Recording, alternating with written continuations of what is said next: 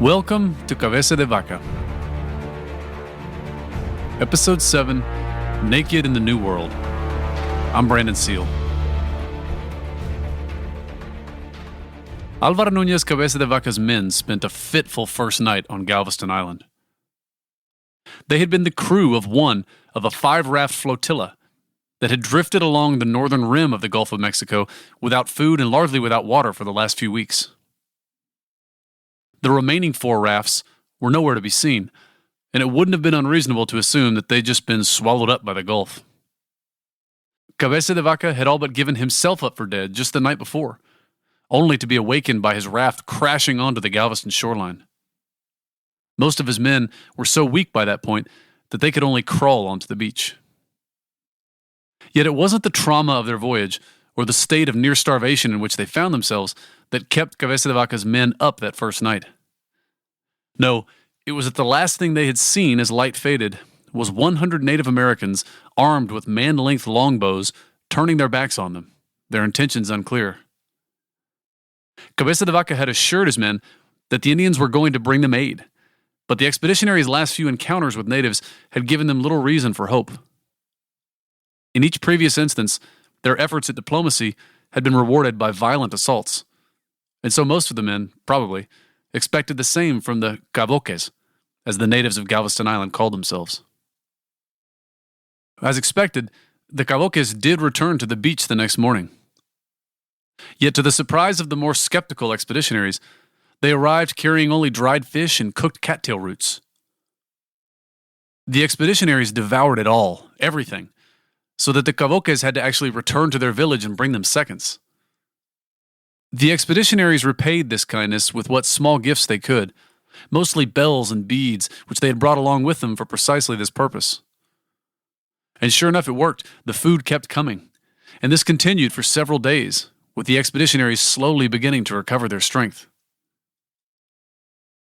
As welcome as the Cavoques' charity was, however, the expeditionaries had no intention of staying any longer on Galveston Island than they had to. They had seen generosity turn to hostility before with native hosts, and they must have sensed how their presence was taxing the resources of the small community living on the island. Plus, they wanted to get home, or at least back amongst their own people. The closest Castilian settlement they knew was on the Rio Panuco, near modern-day Tampico. The problem for the expeditionaries is that they had no idea where they actually were. Some of them thought they had already passed Panuco. Others thought that it lay still further down the coast. Almost immediately, the expeditionaries set about repairing their humble raft. At 30 feet long by maybe 15 feet wide, the raft was barely large enough to accommodate the 49 men in Cabeza de Vaca's party. And simply lifting it off the beach and carrying it into the surf was an ordeal for these men in their weakened state. When they finally had the raft in a serviceable state, the first thing the expeditionaries did was to take off their clothes and store them on board. That way, they would at least have the comfort of dry clothes to face the merciless Gulf here in mid to late November of 1528. When they were ready, the naked men hopped into the water and began to push the raft out into the waves. One by one, they hopped aboard, and then began to paddle maniacally to try and get past the breakers. But a couple hundred yards from the shore, a wave smashed into what I guess you could call the bow of their craft. It smashed into it so violently that it actually knocked the oars from their hands. Still naked, shivering now from the cold, the expeditionaries felt themselves losing control of their raft as it slowly rotated and presented its broadside to the next line of waves. When those waves hit, they were defenseless. The water swept clear over and under the raft, overturning it. 3 men clung desperately to the sides, but ended up trapped underneath and drowned. 2 others, presumably unable to swim, washed up lifeless on the shore as well. And of course, all of the crew's meager possessions, including their clothes, were gone too now.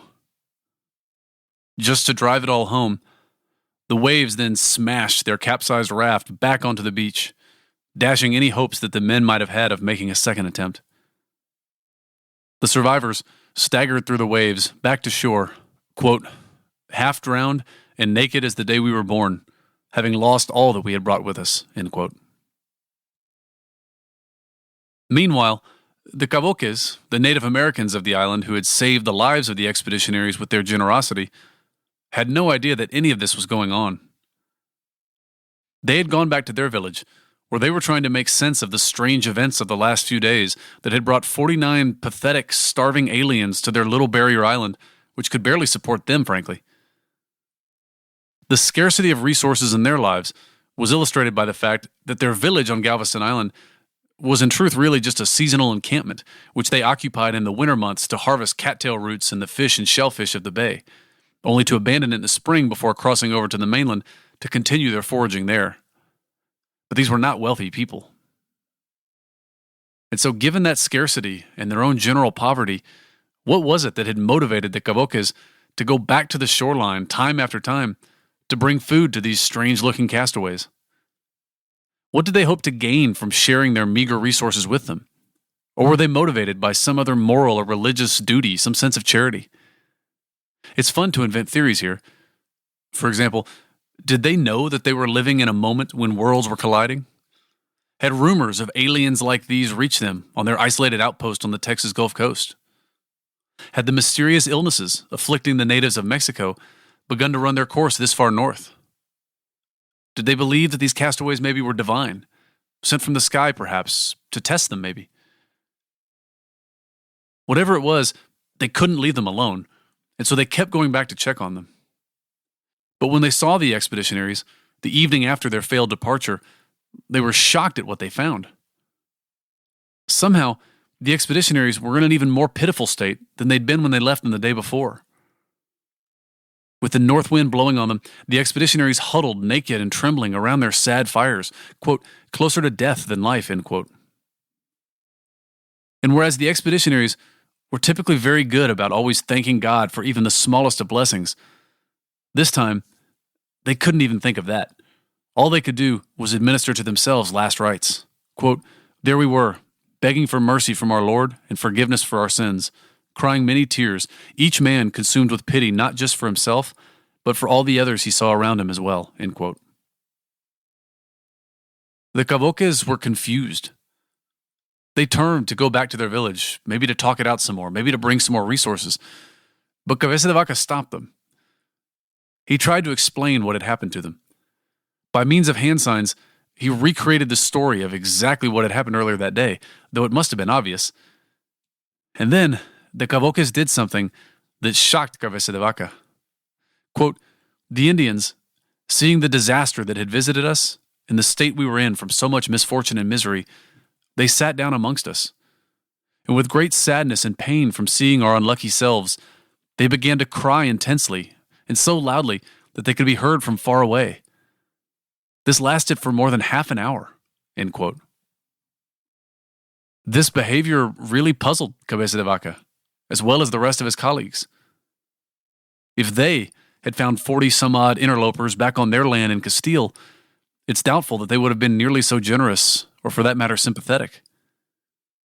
But that moment of the Cavoques weeping gave the expeditionaries an appreciation for the charity they had received from the natives up to that point, but also new perspective on their own miserable state. Upon first being discovered by the Cavoques in the previous episode, Cabeza de Vaca had been presented with a choice.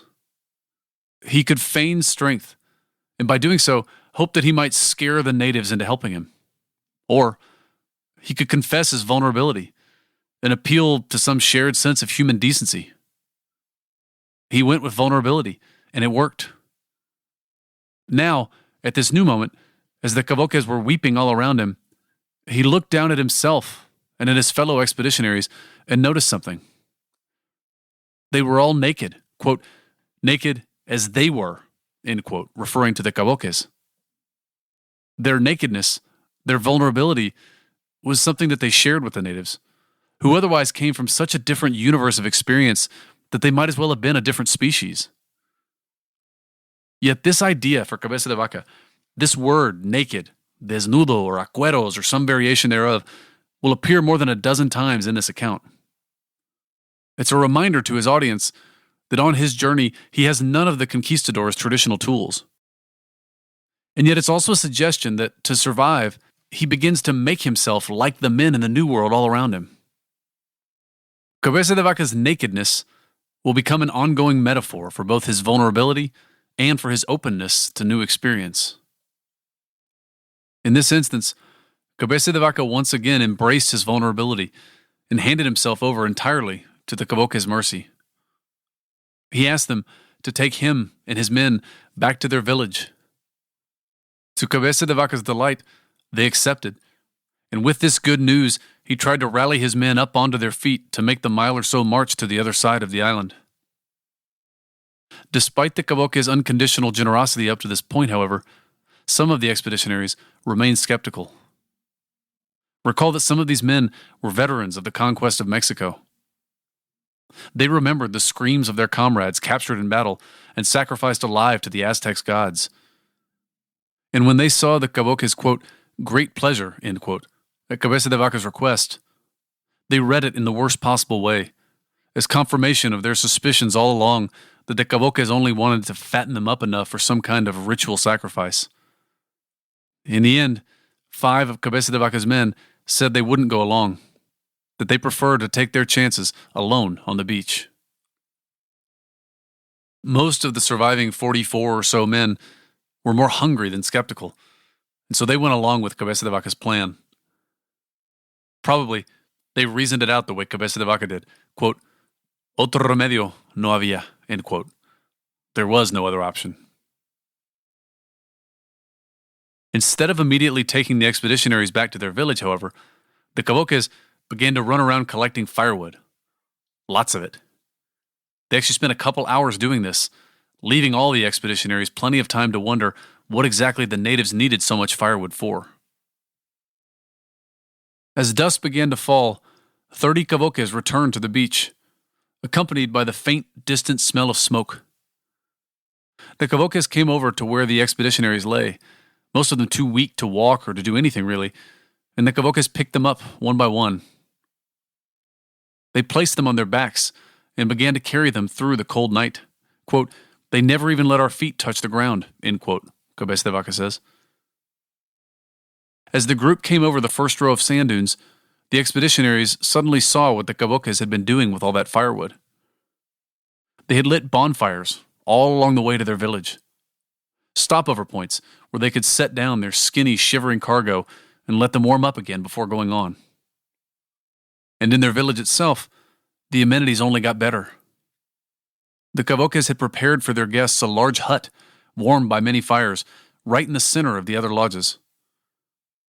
But it was all too much for these expeditionaries who had seen only the worst of human nature, from themselves and from their opponents, over the last few months. Why would these Indians be going to such trouble to take care of them? And then a wild pachanga started up, and it scared the daylights out of these expeditionaries.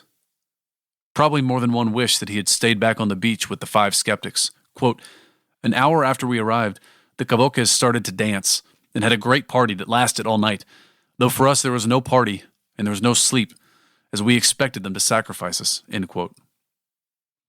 A European observer in the 1700s gives a more lengthy description of a South Texas mitote, as later natives would call these ceremonies. Quote, they play a tambourine that is made of a tortoiseshell, or of a half-gourd, or with a French pot, and a whistle of reeds and an avocacelle. For the sad ones, they play certain instruments that they call the caiman. This is very harsh and melancholy, and to the discordant notes they add sad and horrible cries, accompanied by gestures, grimaces, and extraordinary contortions and movements of the body, jumping and leaping in a circle.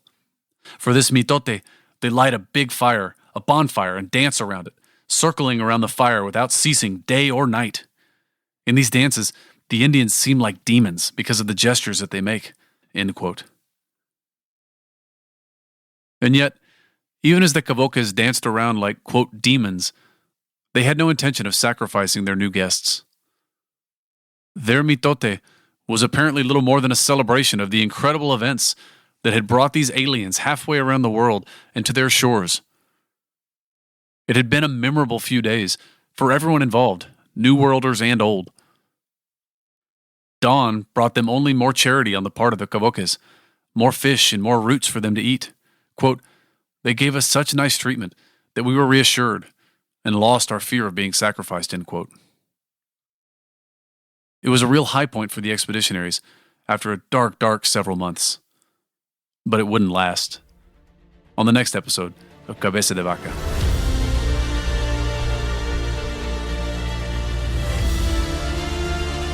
Thank you for listening. Don't forget to check out the webpage associated with this episode at rivardreport.com, home for nonprofit journalism for a better San Antonio. Also, please go like, subscribe, and share this podcast with your friends. We're telling old stories in new ways here, but a story's power comes from its being shared with others. Editing for this episode was performed by Susana Canseco. Sound engineering by Stephen Bennett. The music for this series is entitled Apache. It is composed by Kevin Graham and available on Soundstripe. A special thanks to Father David Garcia, to Dr. Frank de la Teja with the Texas State Historical Association, to Steve Davis, curator of the Whitliff Collections at Texas State University, to Professor Andres Resendez at the University of California, Davis, to Dr. Carolyn Boyd with the Shumla Archaeological Research and Education Center, and also Texas State, and to David Dunham with Texas Monthly for all their support and suggestions. You'll hear more about them throughout this season. And for more information about the sources we've used in this series, as well as about us generally, check out our website at www.brandonseale.com.